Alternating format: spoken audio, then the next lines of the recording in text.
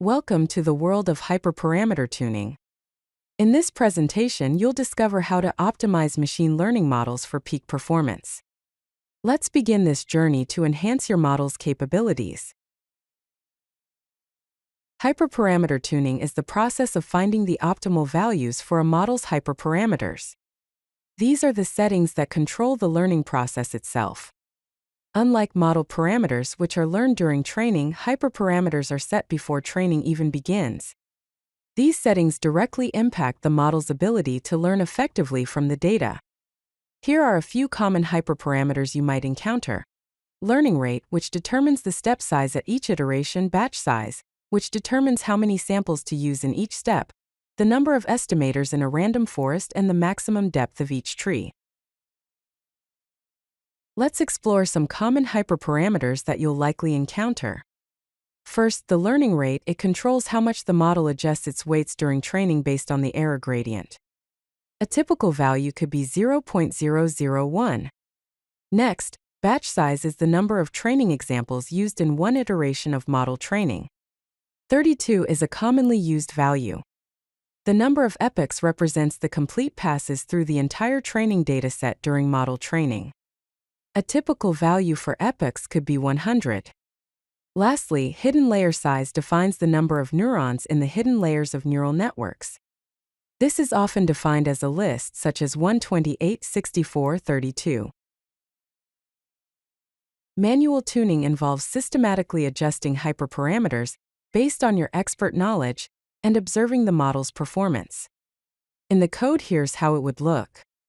First, define some learning rates such as 0.1, 0.01, and 0.001. Then, initialize your best score to 0 and best learning rate to none. Loop through the learning rates, create a model, train the model, and evaluate the model and return the score. If the current score is better than the best score, set the current score to the best score and store the learning rate. Here are the steps to take to performing manual hyperparameter tuning. First, start with default values or values from similar successful models. Then, make incremental changes to one hyperparameter at a time.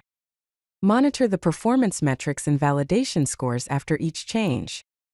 Keep track of results and identify patterns in performance changes. Finally, document findings and optimal values for future reference. Grid search systematically works through every combination of hyperparameter values specified in a grid. This exhaustive search guarantees finding the optimal combination within the defined search space.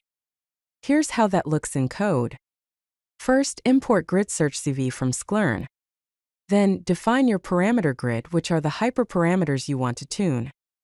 Create your grid search object, defining the estimator, the grid, and the scoring method.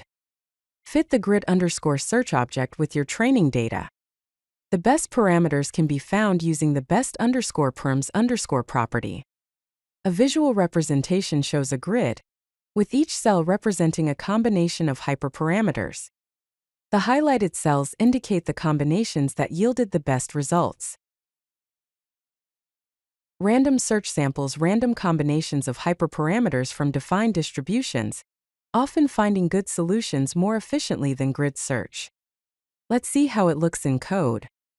Import randomized search CV from scikit-optimize and import uniform and randant from scikit-optimize. Then define the parameter distributions from which to randomly sample. You'll define the distributions using the uniform and randant methods. Then create the randomized search CV object passing the distributions, number of iterations, cross-validation, and scoring. Fit the random_search object using your training data. The best parameters can be found using the best_params_ property. Advantages of using random search are efficiency. It is more time efficient, more flexible, and provides better coverage over possible parameters.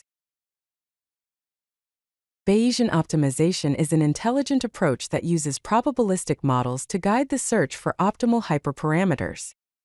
It uses a probabilistic surrogate model, usually a Gaussian process, to model the relationship between hyperparameters and model performance. It also employs an acquisition function to balance exploration of unknown regions and exploitation of known good regions. The workflow is as follows. First, build a probabilistic model of the objective function.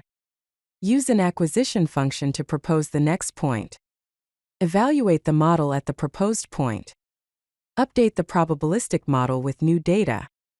Repeat until convergence or your budget is exhausted.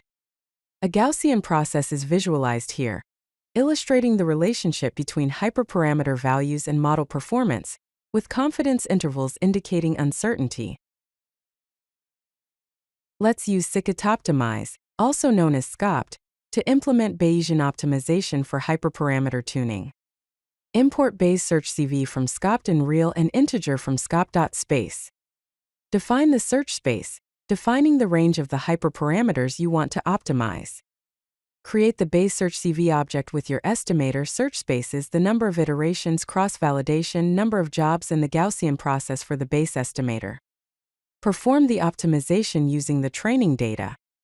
The best parameters can be found with best_perms_ and the best score with best_score_. When defining continuous parameters with real and discrete with integer, it is recommended to use appropriate priors for better sampling.